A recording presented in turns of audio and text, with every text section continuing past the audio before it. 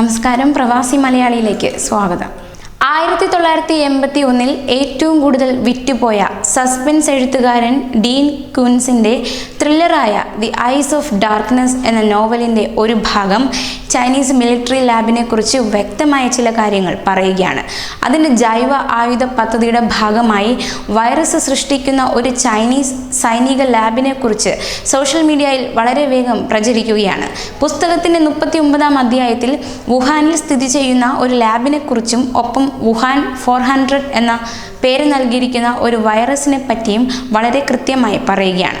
ലോകത്തെ തന്നെ ഭയപ്പെടുത്തി ഒത്തിരി പേരുടെ മരണത്തിന് കാരണമായ ചൈനയിലെ വുഹാനിൽ പൊട്ടിപ്പുറപ്പെട്ട കൊറോണ വൈറസ് മനുഷ്യനിർമ്മിതമാണെന്ന് തോന്നുന്നതായി സംശയം പ്രകടിപ്പിച്ചുകൊണ്ട് ഇന്റർനെറ്റിൽ വൈറലായ ഒരു പുസ്തകത്തിലെ ചില ഭാഗങ്ങളും കോൺഗ്രസ് നേതാവ് മനീഷ് തിവാരിയും ട്വീറ്റ് ചെയ്തിട്ടുണ്ട്.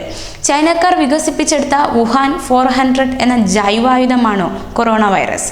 ഈ പുസ്തകം 1981 പ്രസിദ്ധീകരിച്ചത്.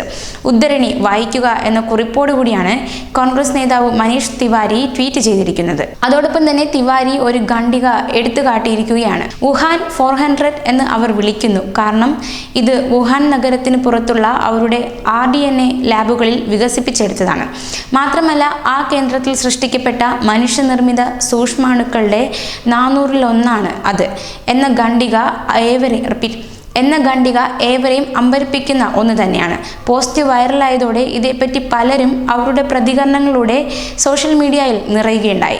ഒരു ഉപയോക്താവ് പൊട്ടിച്ചിരിയിലൂടെ എഴുതിയത് ഇങ്ങനെയാണ്: അനന്തമായ കുരങ്ങൻ സിദ്ധാന്തം. ഏതെങ്കിലും സംഭവം തിരഞ്ഞെടുക്കുക. ചില പുസ്തകങ്ങളിൽ എഴുതിയ ചില പുസ്തകങ്ങൾക്ക് സമാനമായ ഒരു പ്ലോട്ട് ഉണ്ടാകാനുള്ള സാധ്യതയുണ്ട്. ഗൂഢാലോചന സിദ്ധാന്തത്തിന് അവസാനമില്ല. മറ്റൊരാൾ എഴുതി: സെൻസേഷണൽ. ഹോളിവുഡ് സിനിമകളിലും പിന്നീട് ജെയിംസ് ബോണ്ട് സിനിമകളിലും ചൈന റഷ്യയെയും USSRനെയും തെമ്മാടി രാജ്യമായി മാറ്റിയിട്ടുണ്ടെന്നതിൽ സംശയമില്ല.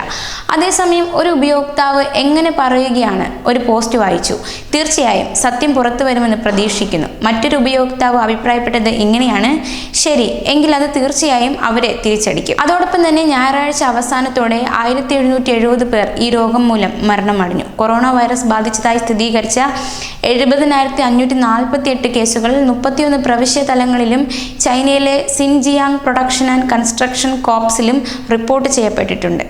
കൂടുതൽ പ്രവാസി വാർത്തകൾക്കായി ഈ ചാനൽ സബ്സ്ക്രൈബ് ചെയ്യുക.